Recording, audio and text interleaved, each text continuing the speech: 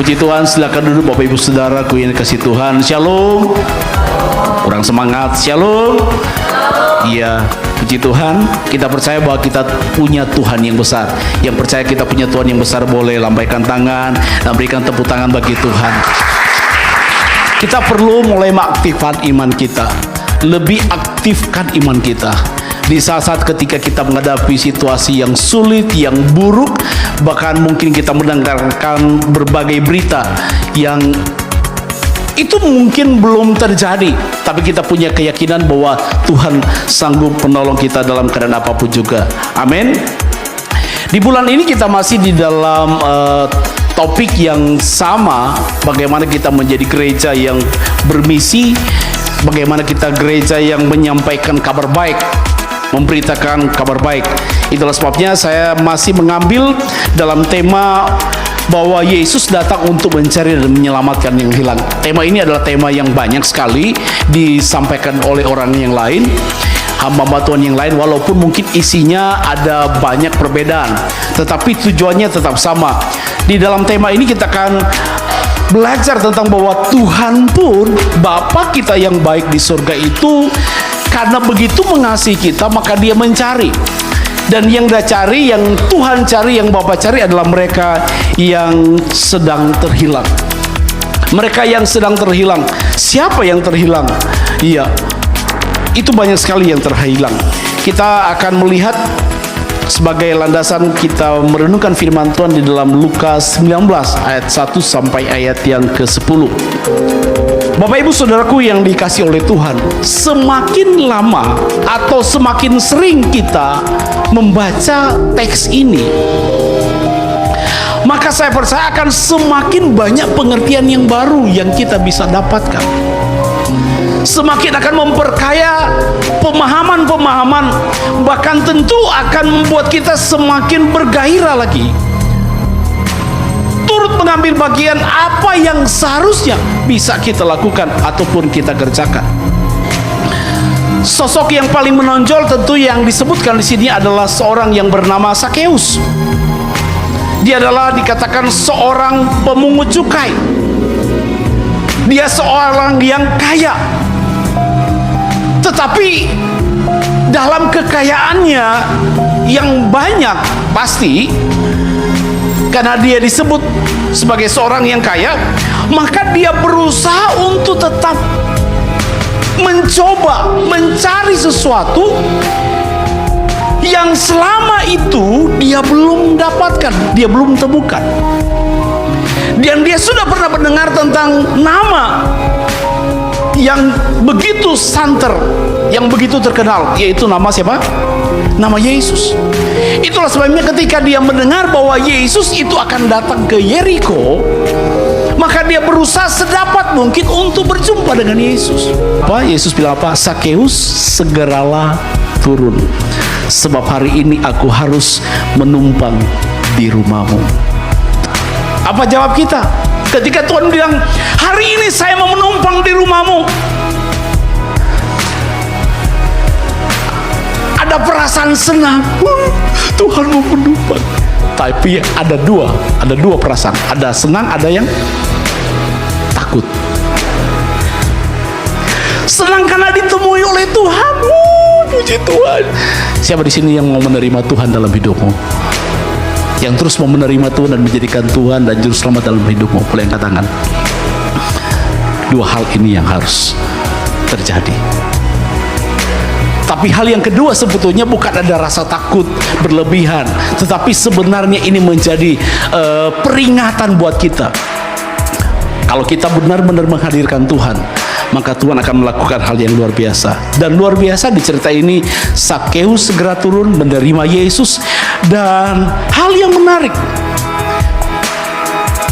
pada waktu Yesus memperhatikan secara khusus Sakeus, ada yang cemburu juga, ada yang sakit hati, ada yang bilang, Yesus pilih kasih, apalagi dia orang berdosa.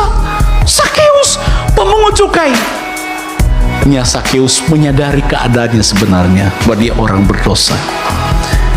Tiba-tiba tanpa ditanyain Tuhan, tanpa diinterogasi oleh Tuhan, Dia menyadari bahwa apa yang selama ini dia lakukan itu salah dan berdosa. Dia ngomong, Tuhan, setengah dari milikku akan kuberikan kepada orang miskin. Setengah. Kalau misalnya dia punya kekayaan 1 miliar, berarti dia serahkan berapa? 500 juta. Setengah loh, nggak main-main. Baru perjumpaan dengan Tuhan, dia sudah berubah, dia sudah bertobat. Motivasinya jelas. Dia udah nggak mikir, semua yang dia terima setengah dia kasih. Bahkan ada kalimat yang menarik di sini. Dan sekiranya ada sesuatu yang kuperas dari seseorang, akan kukembalikan apa? 4 kali lipat. Berapa banyak orang yang dia peras karena dia sebagai seorang pemungut cukai? Banyak toh. Nah kalau misalnya dia mau kembalikan 4 kali lipat, habis semua dia punya. Tapi inilah kira-kira gambaran tentang ketika orang berjumpa dengan Tuhan, maka dia mengatakan, hidupku adalah milik Tuhan. Dia tidak takut lagi dengan semua yang dihadapi, karena dia sedang bersama-sama dengan Tuhan. Hal yang menarik yang dijawab oleh Yesus, hari ini telah terjadi keselamatan kepada rumah ini. Yang penting di sinilah keselamatan. Ada sebuah jaminan diselamatkan, hidup kekal. Bapak Ibu Saudaraku dikasihi Tuhan, bagaimana kalau Tuhan hadir menyapa kita setelah dari tempat ini? Mungkin sebentar malam, mungkin besok. Kira-kira saya mau bertanya, adakah Bapak Ibu Saudara akan mengambil tindakan seperti yang dilakukan oleh Zakheus? Ketika kita tidak berbuat sesuatu, kita tidak berbuat apa-apa, justru kita tidak akan pernah mendapatkan apa-apa. Yesus datang itu untuk mencari yang hilang. Dia datang untuk mencari bagi mereka yang tidak diperhatikan, bagi mereka yang papa, bagi mereka yang berdosa. Seandainya Yesus cuma datang mencari orang yang benar, dia tidak perlu datang dan turun ke bumi. Tidak perlu, dia cukup di surga saja. Tapi karena dia mencari orang yang berdosa, yang terhilang, maka dia rela turun ke bumi. Dan nanti bulan Desember kita peringati lagi. Yesus datang untuk membuka jalan bagi kita. Itu tema Natal GBI seluruh dunia. Yesus datang untuk membuka jalan bagi kita. Itu luar biasa. Dalam cerita ini maka kita bisa melihat ada pribadi yang terhilang yang begitu jelas. Siapa yang terhilang? Sebelumnya terhilang siapa? Zakheus. Tapi ada yang terhilang tapi pura-puranya tidak hilang. Siapa itu? Orang Farisi dan ahli Taurat. Siapa yang terhilang adalah mereka yang sekalipun beragama Kristen. Beragama Kristen, tapi kehidupan mereka tidak mengalami perubahan. Mereka tidak punya pengalaman rohani secara khusus dengan Tuhan. Apalagi mereka yang hidupnya jauh daripada Tuhan. Mereka yang belum menjadi milik Kristus, mereka harus bisa menjadi, katakanlah, mungkin mereka menjadi milik sebuah agama, tapi mereka belum menjadi milik Kristus. Itu banyak. Kenapa mereka terhilang?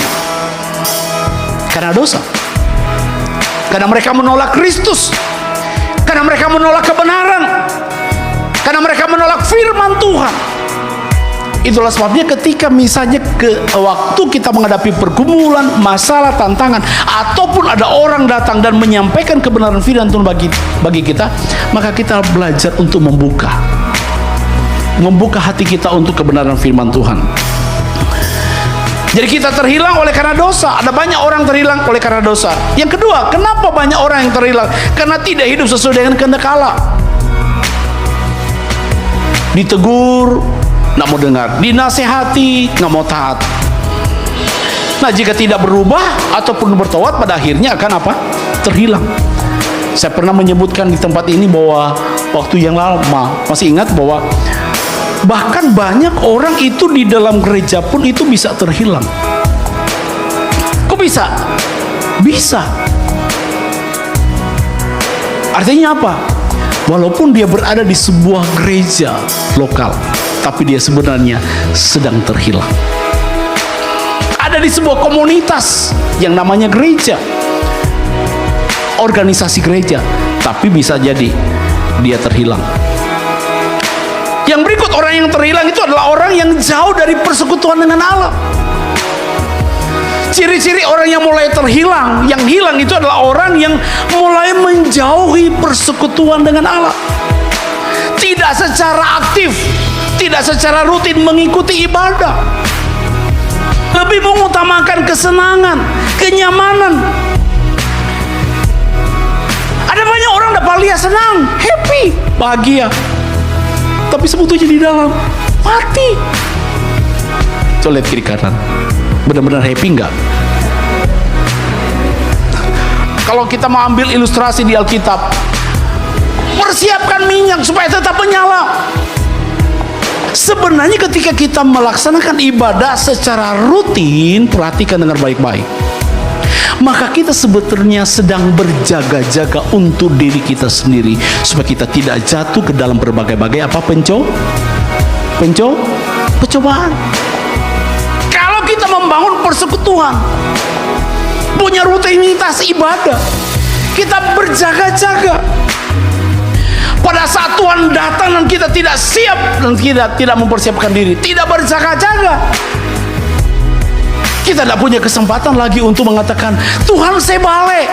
Sama dengan orang kaya yang hidupnya senang-senang. Kemudian digambarkan tentang seorang yang namanya Lazarus, ya. Lazarus yang hidupnya susah. Kita harus peduli. Peduli kepada siapa? Kepada mereka yang sedang terhilang. Tentu pertama-tama ini berbicara buat diri kita sendiri. Jangan sampai kita menjadi orang-orang yang apa? Terhilang. Terhilang dari persekutuan, terhilang dari ibadah, terhilang dari komunitas. Karena Bapak Ibu Saudaraku yang dikasihi Tuhan, dalam pengalaman kami pengembalaan, hampir semuanya itu yang terhilang, itu akhirnya jatuh di dalam dosa dan rata-rata selesai. Hati-hati. Itulah sebabnya ketika misalnya diingatkan, ayo ibadah, ayo bersekutu, ayo ada dalam komunitas, ayo. Tujuannya bukan membuat saudara ribet, ada waktu lagi, ini itu, enggak. Tujuannya supaya saudara tercover, supaya nyandak terhilang. Kenapa kita mesti peduli? Karena Yesus peduli. Yohanes 3 ayat 16 kan jelas. Karena begitu besar kasih Allah akan dunia ini, dan itu merupakan tugas utama Kristus. Itu yang disebut dengan misi Bapa. Jadi Yesus melaksanakan misi Bapa. Kita melaksanakan misi apa? Dalam bahasa teologi, Kristus melaksanakan misi Bapa. Kemudian kita sebagai orang percaya melakukan yang namanya misi Kristus, yang merupakan satu kesatuan tongkat kepemimpinan, tongkat perintah yang harus kita lakukan. Karena dalam Yohanes 17 ayat 4, aku telah mempermuliakan engkau di bumi dengan jalan menyelesaikan pekerjaan yang engkau berikan kepadaku untuk melakukannya. Diselesaikan. Yang kedua, kenapa kita harus peduli kepada mereka yang terhilang? Karena kepedulian akan menyelamatkan mereka yang terhilang. Waktu kita peduli, maka sebenarnya kita sedang membuat mereka diselamatkan. Tetapi hal yang penting adalah bagaimana kita membuka pintu-pintu berkat. Dalam Yohanes pasal 15 ayat 16, bukan kamu yang memilih aku, tetapi akulah yang memilih kamu, dan aku telah menetapkan kamu, saudara, supaya kamu pergi dan menghasilkan apa? Buah, dan buahmu itu tetap, supaya apa yang kamu minta kepada Bapa dalam namaku diberikannya kepadamu. Siapa di sini yang mau diberkati oleh Tuhan? Siapa di sini yang mau dibukakan pintu-pintu berkat oleh Tuhan? Amin. Tidak ada cara yang lain. Yang paling penting yang merupakan amanat agung adalah kita harus pergi, beritakan Injil dan hasilkan buah. Dan buah itu tinggal